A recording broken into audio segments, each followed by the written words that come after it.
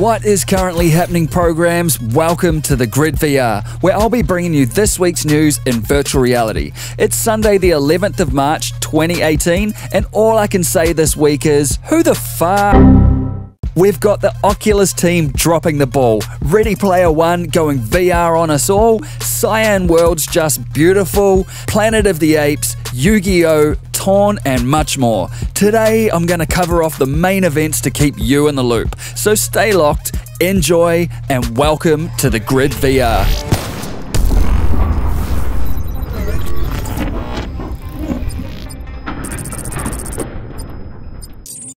Hi programs, I wanted to mention one time here that my Patreon account is now live and you can get early access to content, ad-free digital downloads, exclusive tutorials, monthly giveaways, and things to help you out if you're a content creator yourself, plus much more.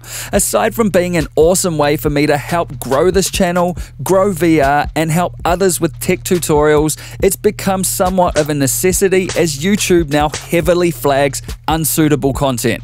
And if you've been here a while, you know that things can get pretty fucking unsuitable. Hey, help me help keep this channel true, so when YouTube says, this content has been flagged, please make it more generic for monetization purposes, I can be all like, I can do what I want, bitch. And if you can't support on Patreon, being active in the comments and sharing these vids is equally as powerful. And I wanted to say thanks to everyone who's been involved so far. Anywho's, back to the grid. Obviously, the biggest news this past week is the colossal shitstorm that was...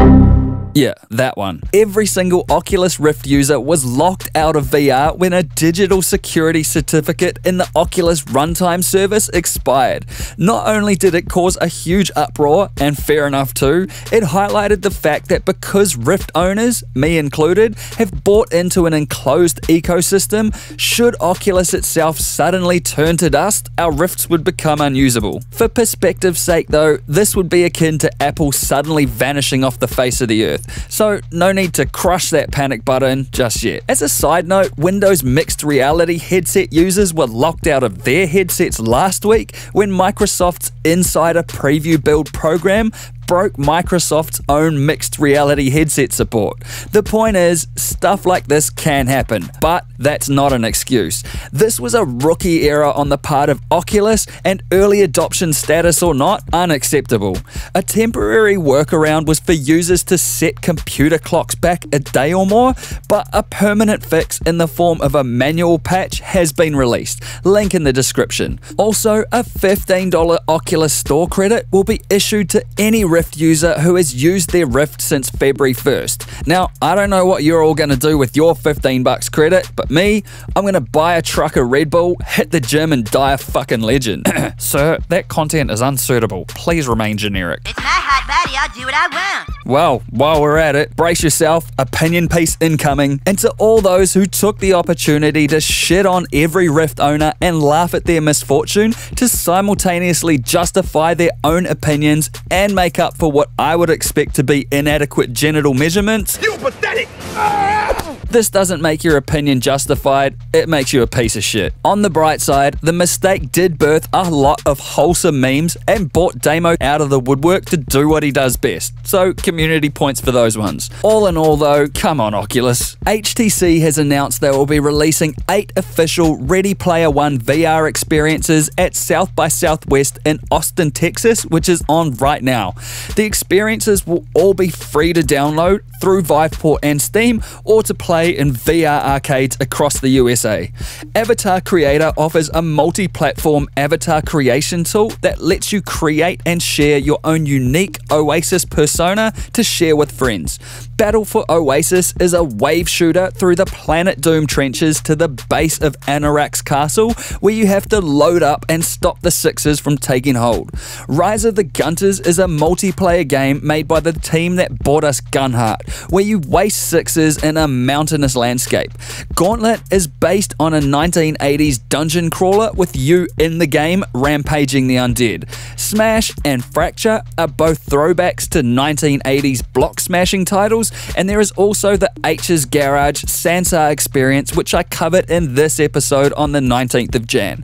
And finally, the Distracted Glove music experience is the Zero Gravity Dance Club from the movie, which can be played in the Wave VR either on location or through the free Steam app, both of which are for US players only. All of these have a strong 80s vibe, and while they are reasonably simplistic, they are polished experiences, which is a much more preferable way to go instead of some shitty 360 VR video that makes VR look like a pixelated joke.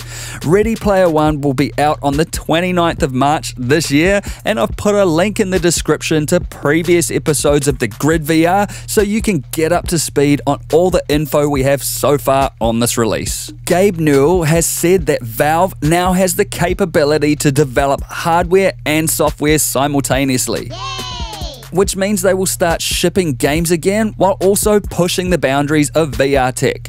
The Gaben also took the opportunity to fire shots at Oculus and their closed ecosystem, which I've got to hand it to him, was fucking fantastically sharp timing from a competitive business perspective.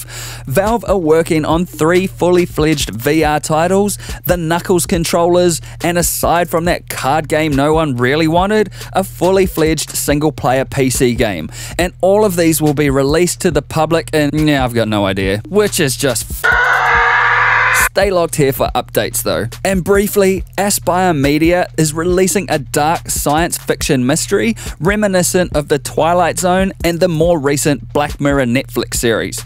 This is written from the ground up for VR and set in the 1950s in the recently unhidden mansion of one Dr. Lawrence Talbot, a renowned physicist with secrets. This looks beautiful in its detail, promising in its puzzles, and will be shipping out this spring on Rift, Vive, and PSVR. Check the description for a link to the trailer. Cyan Worlds, the team that brought us Myst, Riven, and the more recent VR port Abduction, has put a trailer up on YouTube of their upcoming steampunk-styled VR-only title, Firmament. I actually blasted Abduction for its poor VR performance and implementation in this video here, which was painful to make and a damn shame, but the difference this time is this is built from the ground up for VR, not just ported to VR, potentially making it the Abduction in VR we actually expected.